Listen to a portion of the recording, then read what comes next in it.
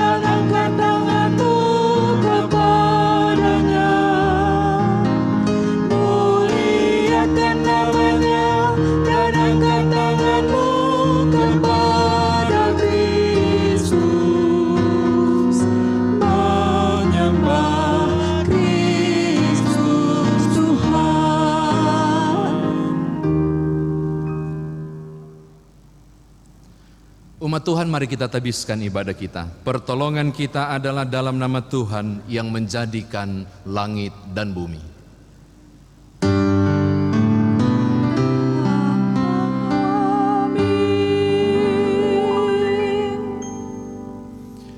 Nats pembimbing kita Filipi pasal 4 ayat 6 dan 7 berkata, janganlah hendaknya kamu khawatir tentang apapun juga, tetapi nyatakanlah dalam segala hal keinginanmu kepada Allah dalam doa dan permohonan dengan ucapan syukur.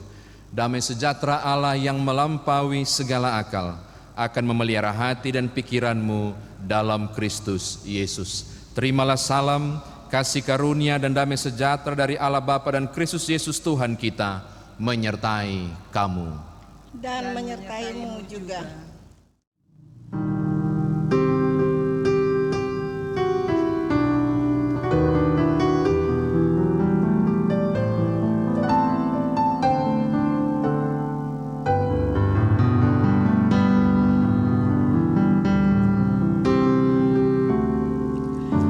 Siapkan hatiku Tuhan menyambut firman-Mu saat ini.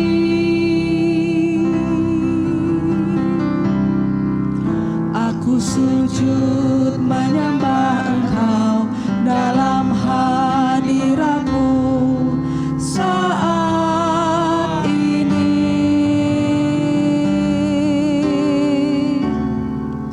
Curahkanlah pengurapan-Mu kepada umat-Mu saat ini.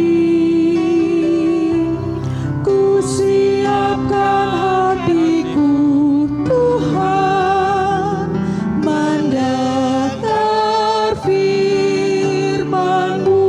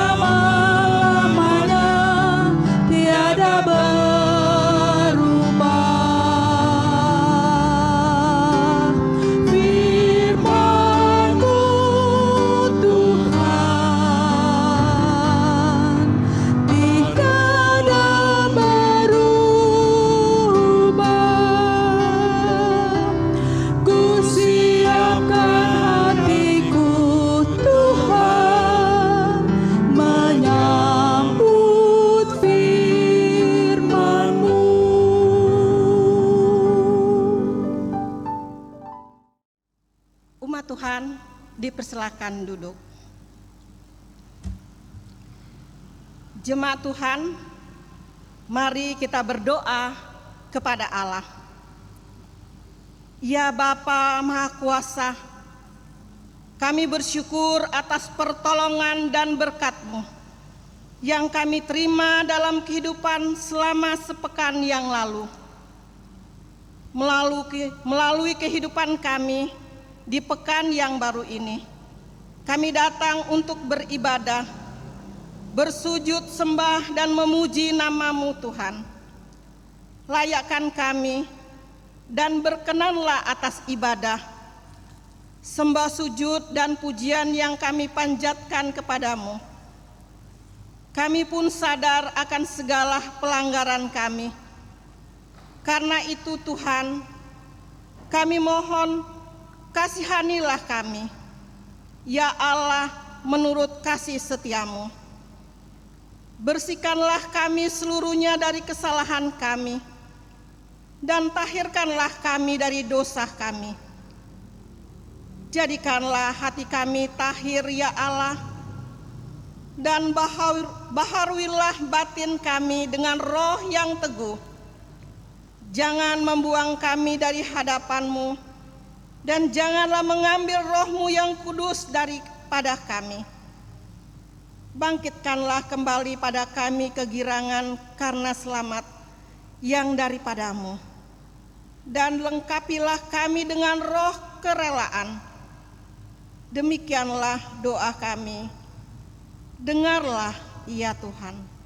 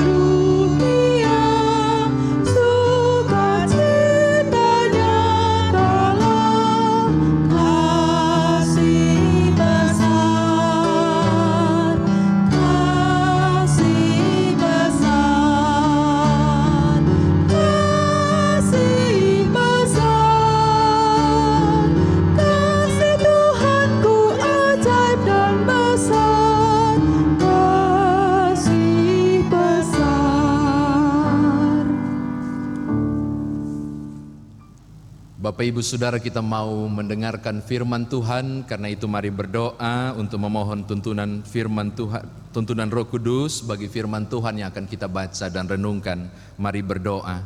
Ya Bapa, di dalam Kristus Yesus Tuhan Juru Selamat, terpuji-pujilah Engkau dalam seluruh hidup dan kehidupan kami untuk kasih sayang Tuhan yang tak berkesudahan. Sepekan kami dipelihara dan kami terhimpun kembali untuk mendengarkan firman-Mu. Tolonglah kami, biarkanlah hikmat Tuhan Engkau curahkan, supaya kami boleh memahami dan mengerti, lalu mengerjakannya. Layakkanlah hamba-Mu dan semua umat Tuhan yang mengambil bagian dalam persekutuan ibadah minggu ini, untuk berada dalam kekudusan firman-Mu. Demi Yesus Kristus, firman yang hidup, kami berdoa. Amin. Umat Tuhan, mari berdiri untuk mendengarkan firman Tuhan yang dibaca dari Alkitab. Haleluya.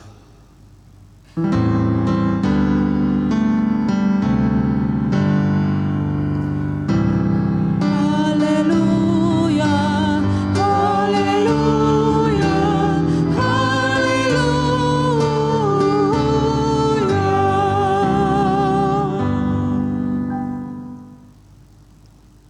Jemaat Tuhan, pembacaan Alkitab hari ini dibacakan dari kitab Ulangan 9 ayat 1 sampai dengan ayat yang ketiga, yang menyatakan, "Dengarlah hai orang Israel, engkau akan menyeberangi sungai Yordan pada hari ini untuk memasuki serta menduduki daerah bangsa-bangsa yang lebih besar dan lebih kuat daripadamu, yakni kota-kota besar yang kubu-kubunya sampai ke langit.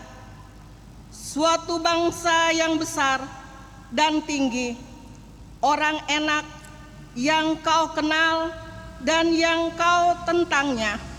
Kau dengar orang berkata, siapakah yang dapat bertahan menghadapi orang enak?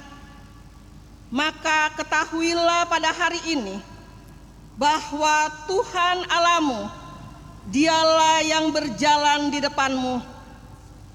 Laksana api yang menghanguskan, dia akan memunahkan mereka dan dia akan menundukkan mereka di hadapanmu.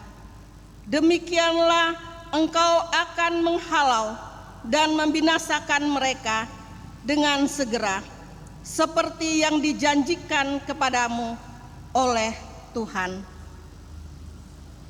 Demikianlah pembacaan Alkitab.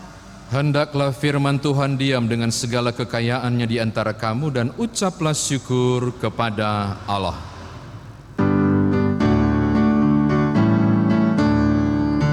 Kepadamu puji-pujian, pada syukur dan kemuliaan, Bapa, Putra, dan Roh Kudus, sampai kekal dan abadi. Bapak Ibu Saudara silakan duduk, Shalom. Silakan saudara di rumah untuk berjabat tangan kanan kiri muka belakang, katakan damai sejahtera bagimu untuk berbagi sukacita di hari Minggu, hari Tuhan. Dari bahasa Ibrani Ele Hadebarim. Saya mau berbagi dulu dengan Bapak Ibu, kenapa sih kitab ini disebut dengan kitab ulangan? Kayak tidak ada nama lain, kenapa disebut dengan kitab ulangan? Sebenarnya nama asli dari kitab ini adalah Debarim. Debarim ini dari kata dasar debar yang berarti perkataan. Tapi karena dia jamak, makanya Debarim, perkataan-perkataan. Lalu kenapa dikasih nama perkataan-perkataan? Karena Pentateuk yang minggu lalu dijelaskan oleh Vikaris, 5 kitab ini diberi nama berdasarkan kata pertamanya. Nah, khusus untuk kitab ulangan, kata pertamanya itu Hale Debarim, atau bahasa Indonesianya saudara bisa lihat di Ulangan pasal 1 ayat 1. Inilah perkataan-perkataan. Jadi berdasarkan kalimat pertama itu lahirlah nama kitab Debarim, perkataan-perkataan. Lalu ketika Alkitab bahasa Ibrani ini disalin ke bahasa Perjanjian Baru, yaitu bahasa Yunani disebut Septuaginta, nama itu berubah menjadi To Deuteronomin. Kata Deuteronomion ini berarti diulang atau ulangan. Akhirnya Lembaga Alkitab Indonesia lebih memilih nama dari bahasa Yunani, pengulangan. Akhirnya lahirlah kata ulangan. Kenapa ulangan? Karena kitab ini memang ulang, yaitu seluruh kisah perjalanan Israel di padang gurun sampai kemudian di seberang sungai Yordan, itu dikisahkan ulang di kitab ulangan. Konon katanya kitab ini merupakan ucapan perpisahan yang disampaikan oleh Musa ketika mereka sedang berada, nanti lihat di pasal 1 ayat 1 ya, mereka sedang ada di seberang sungai Yordan, padang gurun Araba Yordan. Disitulah kemudian Musa menyampaikan khotbahnya, kata-kata perpisahan yang mengisahkan ulang kisah demi kisah. Makanya kitab ini kemudian disebut dengan To Deuteronomion atau kitab ulangan, sampai ke kita jadi namanya kitab ulangan, padahal dari kata Debarim tadi. Oke. Nah, Bapak Ibu Saudara kekasih di dalam Tuhan, Musa tujuan dari berkhotbah atau petuah-petuah yang dia sampaikan di kitab ulangan ini untuk menyiapkan umat Israel yang sudah ada di seberang sungai Yordan, tinggal nyebrang lagi, mereka masuk Kanaan untuk bertempur dan merebut kota itu. Jadi sebenarnya kitab inilah kitab menyiapkan, berisi menyiapkan umat ketika nanti mereka akan sampai di Kanaan, di tanah perjanjian. Nah, ada 2 masalah.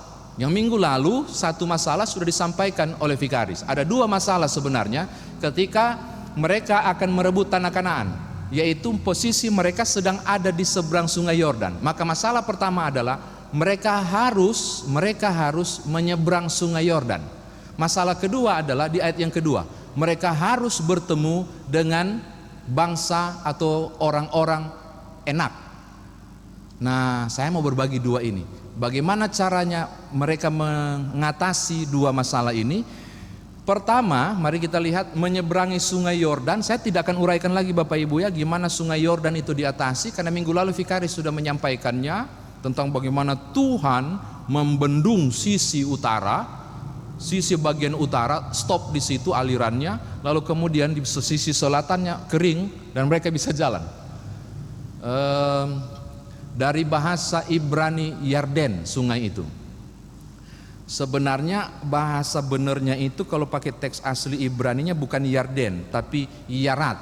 Kata Yarat ini berarti turun.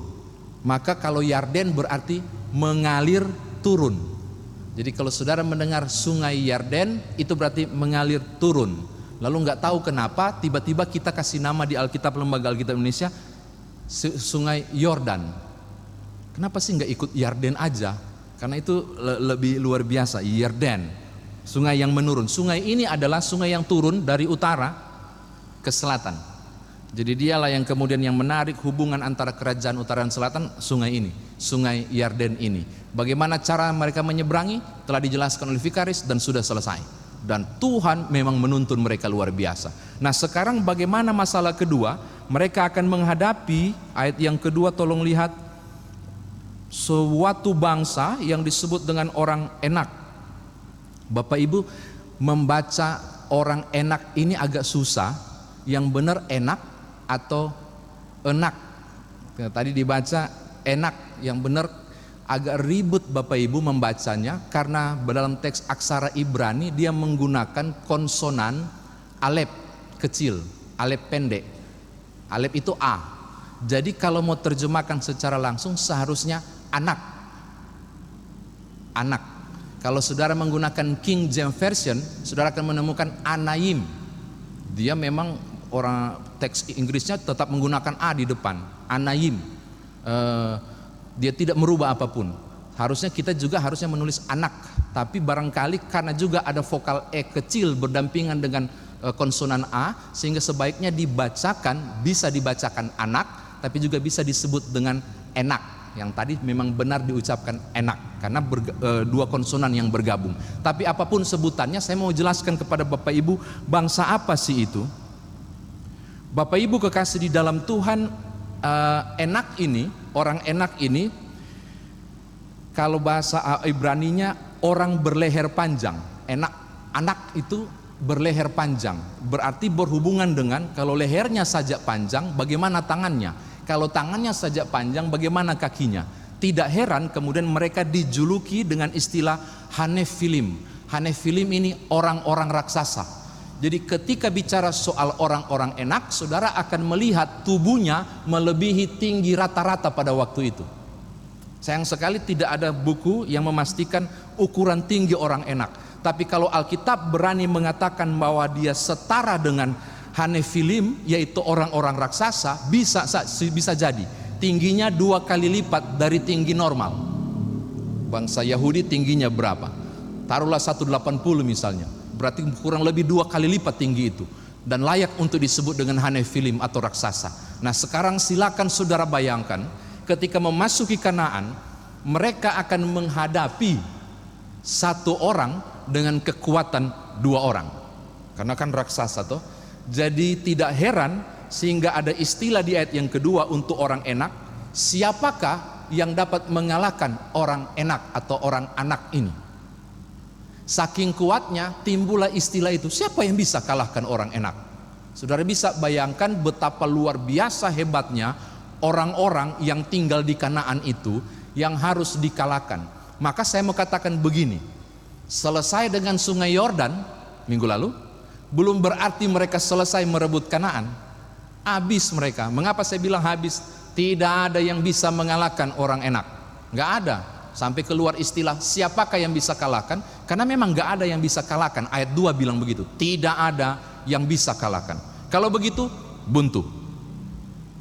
Kalau begitu selesai. Tidak ada lagi jalan keluar. Syukurnya tidak berhenti di ayat yang kedua. Kalau saudara perhatikan, Musa melanjutkannya di tulisan yang kita baca pada ayat yang ketiga. Di ayat yang ketiga dia menyampaikan sesuatu yang luar biasa. Tuhan Allahmu, perhatikan baik-baik 3 hal ini. Berjalan di depanmu laksana api, satu, perhatikan ya Bapak Ibu, posisi Allah di depan. Yang kedua, memusnahkan mereka, si yang tak terkalahkan ini. Dan ketiga, menundukkan mereka. Saudara lihat, ternyata masalahnya bisa diselesaikan. Bukan buntu, oh habislah kami, tidak. Tetapi Musa bilang, Tuhan yang akan berperang, dia yang jalan di depan bagaikan api, dia yang maju bagaikan api. Lalu yang Tuhan buat dua hal, memusnahkan dan menundukkan. Seakan mau katakan kepada orang Israel bahwa kemenanganmu, perhatikan, kemenanganmu akan terjadi. Walaupun tidak ada yang bisa kalahkan orang enak, Tuhan bisa kalahkan. Sebenarnya mau bilang begitu. Tidak ada yang bisa kalahkan musuhmu, Tuhan bisa kalahkan. Oke. Yang kedua dan yang terakhir, ada misteri tiba-tiba muncul di ayat yang ketiga, bagian B. Bagian B. Ada kalimat yang menarik, dia bilang begini. Setelah dibilang Tuhan akan berjalan, memusnahkan, menundukkan mereka, tiba-tiba ada kalimat begini. Tolong Bapak Ibu lihat ayat 3. Demikianlah engkau akan menghalau dan membinasakan mereka dengan segera. Aneh enggak? Jadi kalau Bapak Ibu baca Alkitab harus mencurigai tiap teks. Kayaknya aneh, mengapa? Karena ayat 3 pertama bilang Tuhan yang maju bagaikan api, kan musnah berarti api terbakar. Lalu Tuhan musnahkan mereka, oke, masalah selesai. Tuhan tundukkan mereka, berarti sudah dikuasai. Tapi dia bilang begini, demikianlah, engkau bukan Tuhan loh, engkau menghalau dan membinasakan mereka dengan segera. Aduh, itu seperti itu kira-kira keramaian peperangan seperti bunyi motor tadi, menderu luar biasa. Yang saya mau katakan kepada Bapak Ibu, keanehan ayat ini adalah ternyata benar Tuhan yang akan maju ke depan, Tuhan yang akan musnahkan, Tuhan akan tundukkan. Tapi jangan lupa ada kalimat bilang ini, demikianlah, mana tadi itu, engkau akan menghalau dan membinasakan. Engkau itu siapa? Israel. Berarti walaupun Tuhan yang jalan di depan, walaupun Tuhan memusnahkan, walaupun Tuhan menundukkan, bukan berarti engkau tidak mengayunkan pedang. Perhatikan baik-baik. Walaupun Tuhan jalan di depan, walaupun Tuhan menundukkan mereka, walaupun Tuhan memusnahkan, bukan berarti engkau tidak turun berperang. Ini penting. Kalaupun Allah berperang untukmu, tidak berarti engkau ongkang-ongkang kaki. Tuhan mau bilang begitu, Musa mau bilang begitu. Sehingga benarkan ketika saudara baca kitab Yosua, saudara akan menyaksikan peperangan yang hebat. Sampai tabut perjanjian itu keliling 7 hari loh di kota Yeriko. Hari ke-7 kali lalu ambruk. Tapi sebelumnya mereka juga harus berperang luar biasa. Jadi saya mau katakan ternyata walaupun Tuhan sudah serahkan kota itu, walaupun Tuhan yang di depan bagaikan api, tidak berarti orang ongkang-ongkang kaki. Mereka juga harus mengupayakannya. Saya kira demikian firman Tuhan ditafsirkan bagi kita. Nah sekarang bagaimana firman Tuhan ini Bapak Ibu dan saya mau bawa dalam kehidupan beriman kita. Yang pertama Bapak Ibu, saya punya kepentingan tentang kisah ulangan ini karena Musa cerita semua, Musa bilang semua, Musa yang gak masuk Kanaan, ya toh? Karena dia kemudian mati lalu dikuburkan oleh Tuhan. Tetapi dia menyiapkan. Hal pertama yang saya mau sampaikan kepada saudara, sangat penting memang, sangat penting. Setiap pribadi menyiapkan diri menyambut berkat Tuhan. Lalu ada pribadi yang lain yang diutus Allah untuk mengingatkan. Karena kepentingannya, makanya saya sesalkan GPIB memutus ayat sampai ayat 3. Kerikmanya nggak dapat, harusnya sampai 4, 5, 6 supaya kita paham mengapa Musa ngomong. Supaya ketika engkau bisa merebut Kanaan ini, engkau mesti tahu itu terjadi bukan karena jasamu. Ayat 4, 5, dan 6. Sebenarnya kerikmanya ada sambung di situ, tapi kenapa diputus ayat 4, 5, 6 ya? Tapi sudahlah. Tapi saya mau katakan kepada saudara, kepentingannya ada di situ. Kepentingan firman Tuhan ada di sini. Saya membawa hal aplikasi pertama bahwa Musa menyampaikan ini untuk ingatkan Israel bahwa ada peran Tuhan di situ. Jangan sampai engkau sombong hati. Mau katakan juga kepada Bapak Ibu saudara dan saya, pencapaian apapun yang saudara dan saya lakukan, ingat baik-baik, bahwa ada yang akan menyampaikan kepada saudara, termasuk firman Tuhan ini, atau siapapun yang nanti akan tegur saudara, hati-hati, itu bukan karena jasamu. Aku ceritakan ini supaya engkau tahu, ini karena kemurahan Tuhan. Jadi betapa penting peran seseorang yang mengingatkan orang lain. Saya mau bilang, Bapak Ibu, jadilah Musa untuk tegur siapa saja, jangan sampai dia jatuh pada kepentingan penyembahan diri sendiri dan bukan kepada Allah. Bahasa teman-teman yang lain, mencuri kemuliaan Tuhan. Bahwa aku sampai di sini itu karena anugerah Tuhan, bukan karena jasaku. Ayat 4, 5, 6 yang tidak dibaca itu maksud mengapa Musa wanti-wanti mengingatkan ayat 1 sampai ayat yang ketiga, supaya umat tidak lupa diri bahwa pencapaian mereka adalah karena Tuhan. Saya mau katakan hal ini kepada Bapak Ibu, adalah penting untuk kembalikan segala sesuatu menjadi Tuhan ditinggikan dan dimuliakan, bukan karena aku. Apapun bentuk pencapaian hidup saudara, harus Tuhan ditinggikan. Kalau engkau menemukan orang lain yang gagal pada titik itu, ingatkan mereka, jangan puji diri sendiri. Oh, Tuhan yang harus ditinggikan, Tuhan yang harus dimuliakan. Ini hal yang pertama. Hal yang kedua, saudara, ada berapa jenis orang enak atau orang anak atau apapun bentuk ucapannya yang hari ini atau pekan ini, bulan ini atau seterusnya sedang saudara hadapi. Mungkin jenis pertama COVID-19 barangkali. Mungkin jenis kedua keruntuhan finansial global dunia ini, saya nggak tahu. Mungkin yang ketiga adalah saudara di PHK, saya nggak tahu. Atau apapun, setiap orang akan menjumpai jenis-jenis orang enak sendiri-sendiri. Dan saudara ada pada titik kalimat, aku tidak mungkin mengalahkannya. Saudara akan berkata, terlalu tinggi tembok itu untuk dinaiki. Yeriko roboh juga kok. Terlalu berat untuk berperang dengan menghadapi kondisi yang rumit itu. Saya mau katakan hal ini penting untuk saudara. Tuhan akan maju di depanmu laksana api. Ia akan memusnahkan dan menundukkan. Saya akan mau katakan kepada saudara dan saya, perjalananmu ada Tuhan di depan. Dan ia akan memampukan saudara untuk menghadapi kondisi yang tak terkalahkan itu, menundukkan, memusnahkan, karena ia ada di depan. Saya tahu kalau saudara mendengar kalimat ini kelihatannya lip service, tapi pendeta, buktinya kalau Tuhan di depan, kenapa saya masih dapat masalah?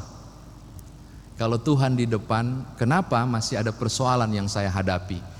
Bapak Ibu, seorang gembala tidak pernah berjalan di belakang.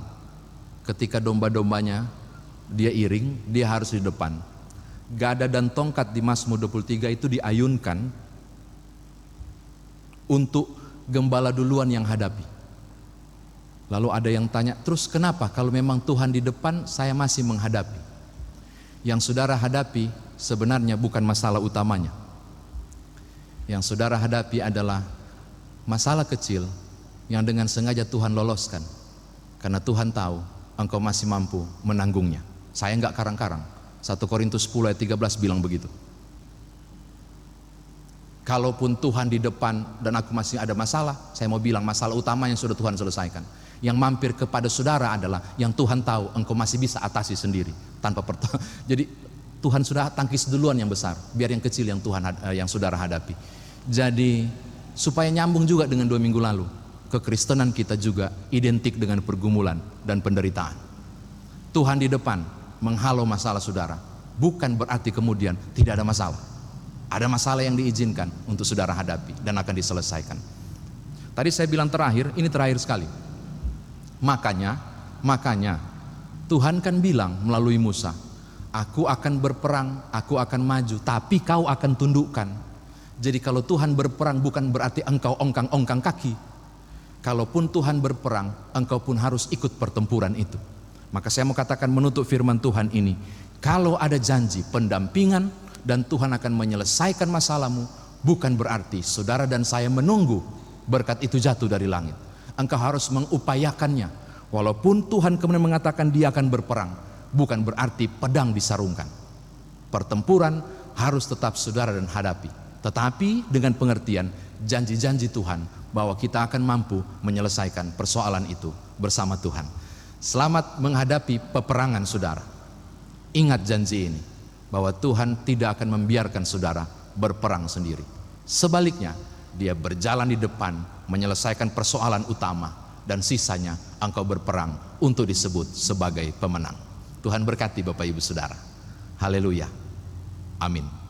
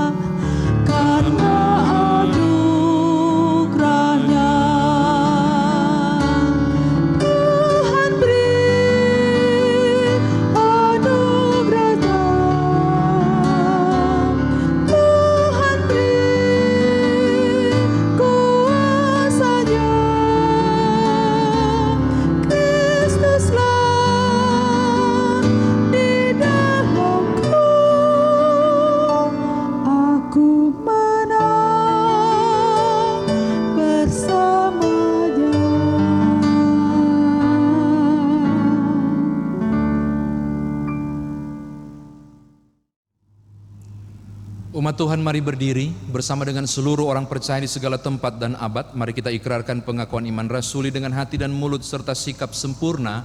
Masing-masing kita berkata, aku percaya kepada Allah, Bapa yang Maha Kuasa, Halik langit dan bumi, dan kepada Yesus Kristus, anaknya yang tunggal Tuhan kita, yang dikandung daripada Roh Kudus, lahir dari anak darah Maria, yang menderita di bawah pemerintahan Pontius Pilatus, disalibkan, mati dan dikuburkan, turun ke dalam kerajaan maut. Pada hari yang ketiga, bangkit pula dari antara orang mati, naik ke sorga, duduk di sebelah kanan Allah, Bapa yang Maha Kuasa, dan akan datang dari sana untuk menghakimi orang hidup dan yang mati. Aku percaya kepada Roh Kudus, gereja yang kudus dan am, persekutuan orang kudus, pengampunan dosa, kebangkitan daging, dan hidup yang kekal. Silakan duduk. Umat Tuhan, kita akan masuk dalam doa syafaat. Mari kita satukan hati, kita berdoa.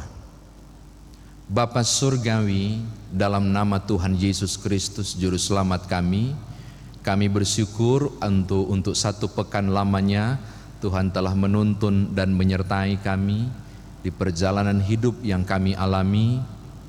Lalu kami mau membuat pengakuan, bukan karena jasa kami, bukan karena kuat dan gagah kami, semua karena Engkau, karena kemurahan dan kasih-Mu.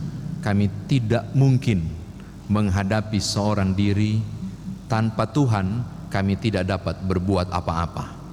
Maka kami bersyukur, kami memuliakan Engkau. Di syafaat ini hamba mau berdoa dan menyerahkan kehidupan negara dan bangsa kami Indonesia, tapi juga kondisi yang masih saat ini sedang kami alami, semua proses new normal yang saat ini sedang kami jalani, dan berbagai upaya pemerintah kami melalui para medis dan dokter, para ahli di bidang virus, dan semua mereka yang berupaya bekerja sama termasuk TNI Polri untuk mengupayakan segala sesuatu sehingga pemulihan negeri ini dan dunia ini boleh terjadi. Berkatilah, tapi juga tolonglah kami sesuai janji firman-Mu, berjalanlah di depan kami untuk menghadapi kondisi yang tidak mudah ini. Tapi beri juga kami kekuatan untuk mau berjuang sesuai firman-Mu. Kami akan bergerak, kami akan berupaya, asalkan Tuhan di depan kami. Suatu saat Kanaan yang dijanjikan itu akan kami kecap, sebagaimana Israel mampu menikmatinya. Suatu saat badai ini pun berlalu, dan kami mau menyebut bukan karena jasa kami, tetapi karena Tuhan. Maka hamba berdoa dan menyerahkan semua anggota keluarga, rumah tangga, setiap warga jemaat yang saat ini sedang ikut tunduk dan berdoa di syafaat ini melalui kanal YouTube ini. Bapa berkati, Tuhan berikan hikmat, kemampuan tiap orang tua untuk ikut berperang menghadapi kondisi yang tak mudah ketika anak-anak harus bersekolah di rumah dengan berbagai fasilitas yang dibutuhkan, dan kemampuan mendampingi dengan kesabaran. Mampukan kami untuk melihat ini peperangan kami bersama Tuhan juga, supaya tergenapilah bahwa masa depan anak cucu kami tidak meminta-minta roti, melainkan mereka boleh terbang bagai Raja Wali menggapai masa depan yang Tuhan anugerahkan. Beberapa dari mereka saat ini pun sedang merancangkan masa depan melalui upaya mencari pekerjaan setelah tamat dari sekolah. Beberapa juga mereka mengalami sedikit jalan buntu, tembok tinggi yang menjadi penghalang. Tuhan berkati, Tuhan mampukan para orang tua bersama anak-anak ini untuk menghadapi tiap tantangan ini, menjemput masa depan yang penuh harapan. Hamba menyerahkan usaha kerja tiap orang yang sedang dilakukan saat ini. Bukalah tingkap berkat-Mu dalam nama Tuhan Yesus, termasuk mereka yang saat ini sedang berupaya membangun kembali kehidupan ekonomi keluarga di kondisi new normal ini. Beberapa yang sedang memulai bisnis yang baru, beberapa berupaya bangkit lagi di bisnis yang sama barangkali, dan usaha kerja yang sedang dibuat. Engkau sumber masa depan, Tuhan jualah sumber berkat untuk tiap mereka yang sedang tertatih membangun kehidupan ekonomi keluarga saat ini. Istimewa di kondisi yang tak mudah ini, hamba berdoa, kuatkanlah, buat mereka tetap berpengharapan di dalam Tuhan. Jatuh sekalipun kami percaya tiap kami tidak dibiarkan tergeletak. Kami akan menemukan jalan keluar memikul beban ini, hingga kemudian menjadi pemenang. Terima kasih Bapa, terpujilah nama-Mu. Ini doa kami, ini mohon hati kami. Hamba berdoa dan menyerahkan semua presbiter yang bertugas, pemandu lagu, pemain musik, dan semua tim kreasi, tim IT yang terlibat saat ini untuk memungkinkan tayangan ini dapat hadir bersama di rumah masing-masing. Biar semangat pelayanan yang Tuhan anugerahkan terus membara, supaya kami boleh melihat bekerja dengan Tuhan, jerih payah kami tidaklah sia-sia. Ini permohonan kami, ini syafaat kami, demi Tuhan Yesus Juru Selamat yang mengajar kami berdoa. Bapa kami yang di sorga, dikuduskanlah namamu, datanglah kerajaanmu, jadilah kehendak-Mu di bumi seperti di sorga. Berilah kami pada hari ini makanan kami yang secukupnya, dan ampunilah kami akan kesalahan kami, seperti kami juga mengampuni orang yang bersalah kepada kami. Dan janganlah membawa kami ke dalam pencobaan, tetapi lepaskanlah kami daripada yang jahat.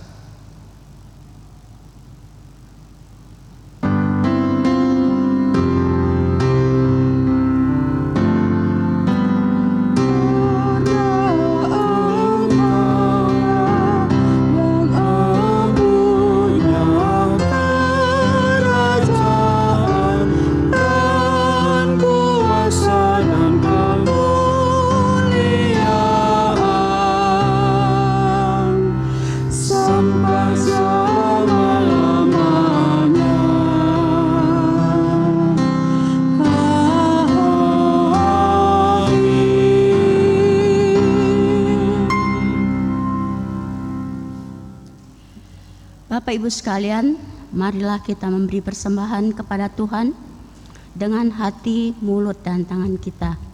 Sebagaimana yang tertulis dalam Alkitab Amsal 3 ayat 9 sampai dengan ayat yang 10. Muliakan Tuhan dengan segenap hati, dengan segenap hartamu, dan dengan hasil pertama dari segala penghasilanmu. Maka lumbung-lumbungmu akan diisi penuh sampai melimpah-limpah, dan bejana pemerahanmu akan meluap dengan air buah anggurnya. Demikianlah firman Tuhan. Tuhan memberkati saudara dan persembahan saudara.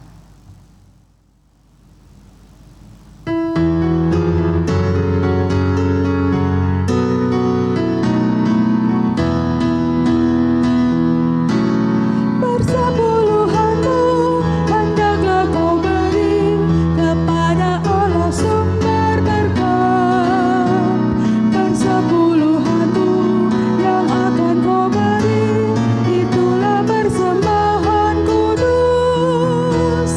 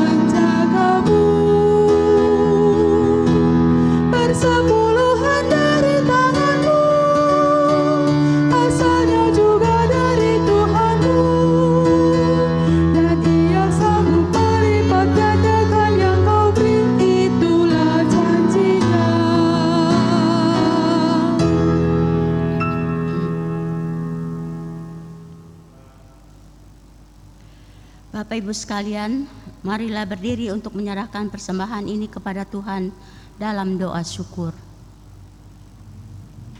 Ya Tuhan, terimalah persembahan syukur kami, yaitu jemaat yang telah Engkau selamatkan. Jadikanlah persembahan syukur kami ini sebagai berkat bagi sesama dan bagi pembangunan tubuh Kristus. Amin. Dipersilakan duduk kembali.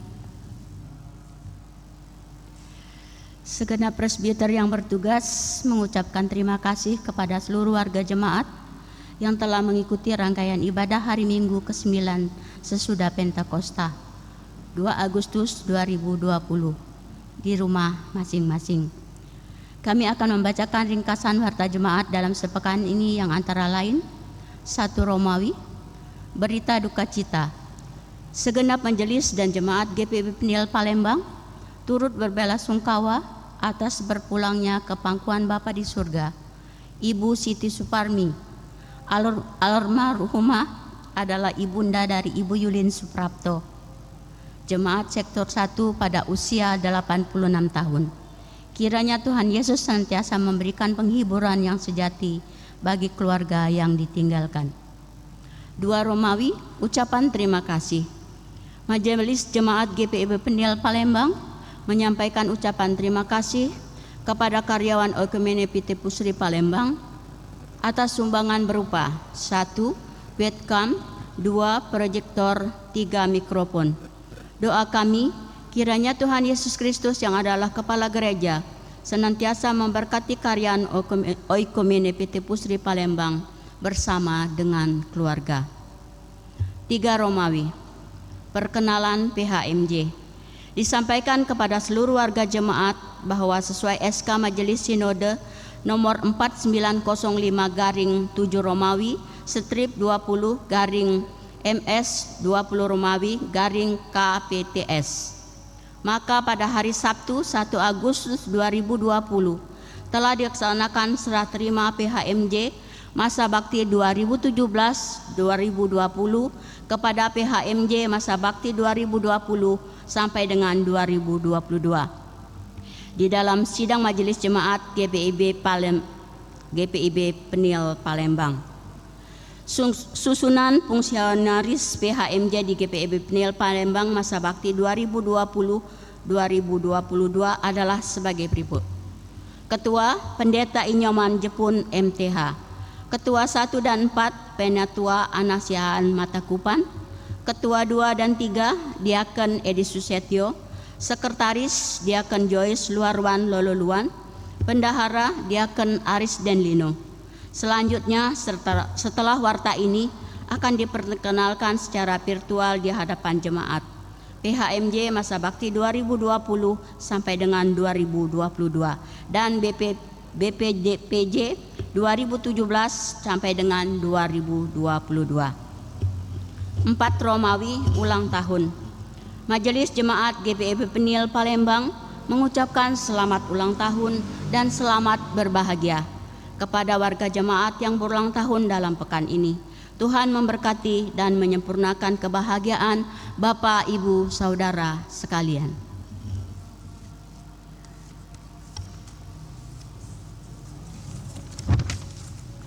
Lima Romawi, persembahan.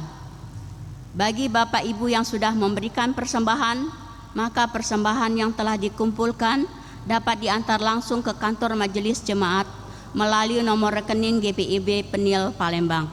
Ibadah selanjutnya tetap dilakukan di rumah masing-masing. Kami mengucapkan terima kasih kepada seluruh jemaat yang tetap di rumah masing-masing dalam upaya memutus rantai penyebaran COVID-19. Demikianlah ringkasan warta jemaat minggu ini. Atas perhatiannya diucapkan terima kasih. Selamat hari Minggu, Tuhan Yesus memberkati.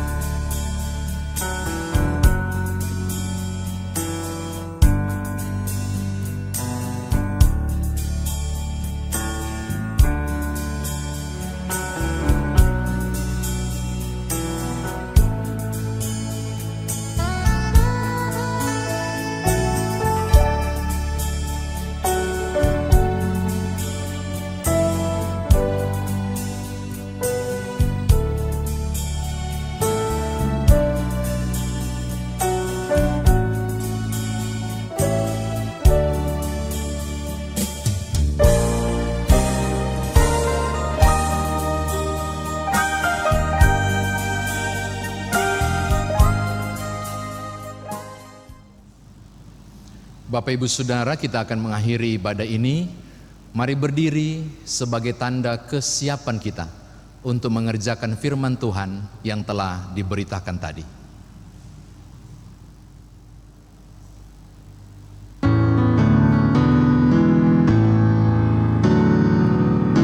Firman Allah sudah kau dengar, laksanakan dalam hidupmu. Firman Allah hendaklah kau sebar pada orang di sekelilingmu. Hai, pergi segera, Tuhan utus dirimu, wartakan karya kasih-Nya. Roh Kudus menolongmu dan memimpin langkahmu. Majulah tetap teguh. Firman Tuhan jadi pandumu. Janganlah andalkan egomu. Sangka diri sebagai hamba-Nya. Jadi saksi setia dan teguh.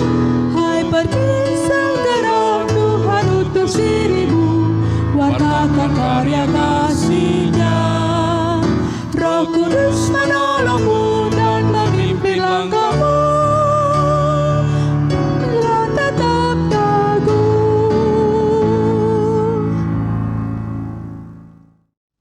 Bapak Ibu Saudara, arahkanlah hati dan pikiranmu kepada Tuhan dan terimalah berkat-Nya. Tuhan memberkati engkau dan melindungi engkau. Tuhan menyinari engkau dengan wajah-Nya dan memberi engkau kasih karunia. Tuhan menghadapkan wajah-Nya kepadamu dan memberi engkau damai sejahtera.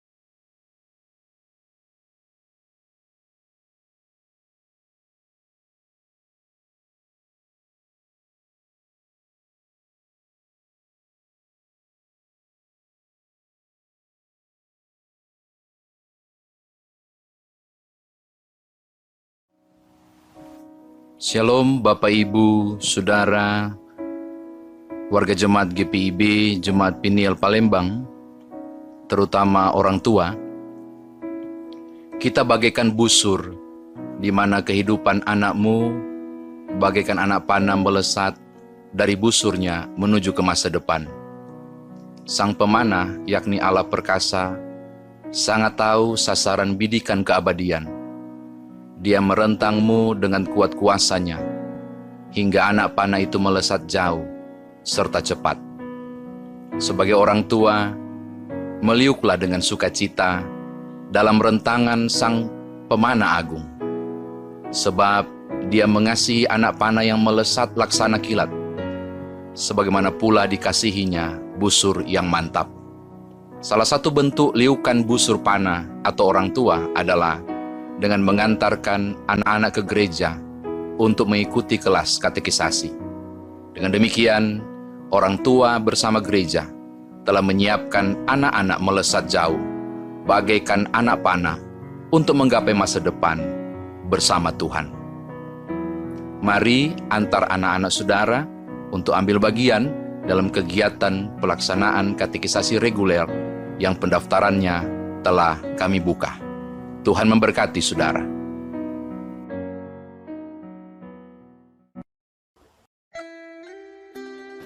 Shalom Bapak Ibu, saudara kekasih di dalam Tuhan. Saya Pendeta Nyoman Jepun.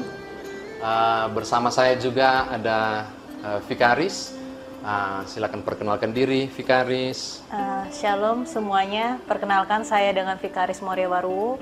Saya akan mendampingi Bapak Pendeta Nyoman Jepun dalam mengajar di kelas katekisasi reguler saat ini. Ya, Bapak Ibu Saudara, kami adalah tim pengajar yang nantinya akan melakukan tanggung jawab mengajar katekisasi di kelas reguler secara virtual. Ruangan ini akan digunakan oleh kami untuk mendampingi, membekali anak-anak Bapak Ibu Saudara dalam kelas katekisasi reguler dalam bentuk virtual. Kita tidak lagi menggunakan bentuk konvensional oleh karena kondisi yang tidak memungkinkan. Karena itu kami mengundang Bapak Ibu sekalian untuk segera mendaftarkan diri di kelas katekisasi 2020-2021 di kantor gereja untuk mendapatkan formulir ini. Tolong jangan lupa membawa akte kelahiran dari anak, kemudian juga surat baptis dari anak. Bahkan kami juga membutuhkan surat akte perkawinan catatan sipil, akte nikah catatan sipil maupun pemberkatan perkawinan. Mengapa surat-surat dibutuhkan? Untuk mencocokkan data-data nanti ketika pelaksanaan katekisasi itu akan dilakukan. Bapak Ibu sekalian yang mengikuti video ini yang barangkali berasal dari di luar GPIB Piniel Palembang, kami juga membuka kesempatan kepada Bapak Ibu sekalian untuk bisa mendaftarkan anak-anak Bapak Ibu dalam rangka mengikuti katekisasi, tentunya warga jemaat GPIB. Lalu ada hal khusus yang harus dilengkapi yang di luar Piniel Palembang, yaitu saudara mohon menghubungi majelis jemaat, dalam hal ini ketua majelis jemaat, untuk mendapatkan surat khusus yang akan dikirimkan kepada kami supaya Bapak Ibu pun terdaftar di kelas katekisasi reguler dengan metode dan buku yang sama dan seragam di GPIB. Bagaimana dengan yang di luar? Semuanya dalam bentuk pelayanan, sehingga tidak ada memungut biaya apapun dalam hal pendaftaran hingga selesainya pelaksanaan. Bagi warga jemaat Piniel Palembang akan diteguhkan di gedung gereja, saudara yang berasal dari gereja lain tentunya akan kami surati untuk kemudian melaksanakan peneguhan di jemaat masing-masing. Kami ingatkan, sudah mulai dibuka pendaftaran, silakan bergegas.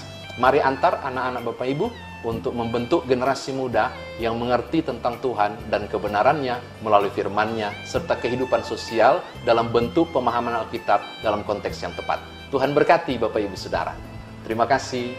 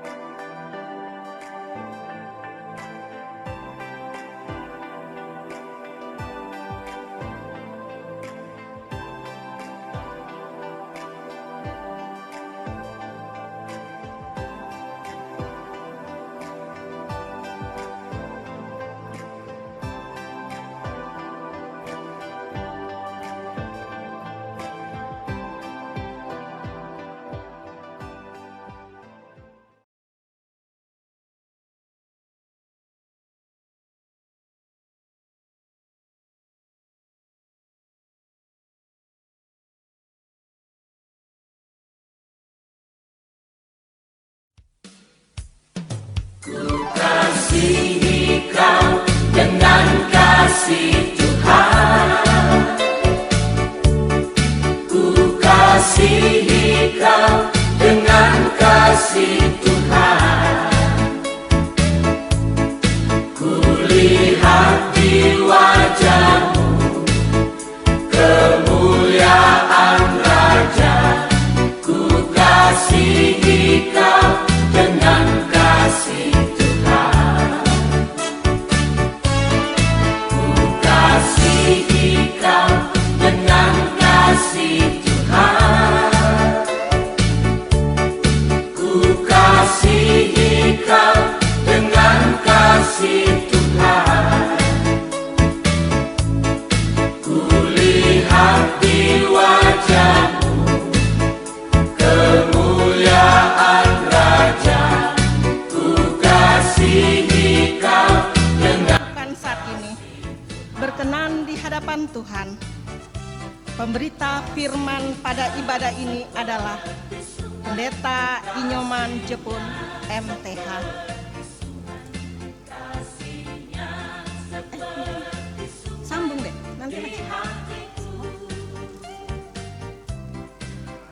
Iya, gimana?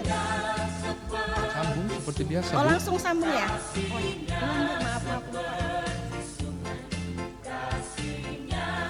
Bapak Ibu Saudara, mari kita tabiskan ibadah kita. Pertolongan kita adalah dalam nama Tuhan yang menjadikan langit dan bumi.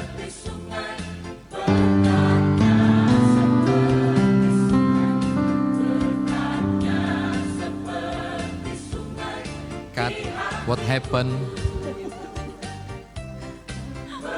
Tanganmu berada dalam kekudusan firman-Mu. Demi Yesus Kristus, firman yang hidup, kami berdoa. Amin.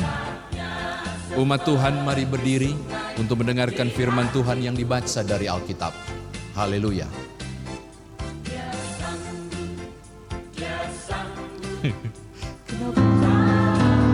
Kat. Halo. Pak. Langsung haleluya.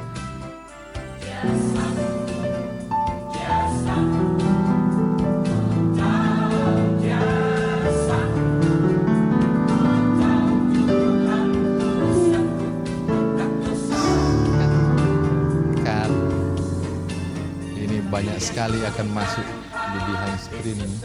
Behind the scene.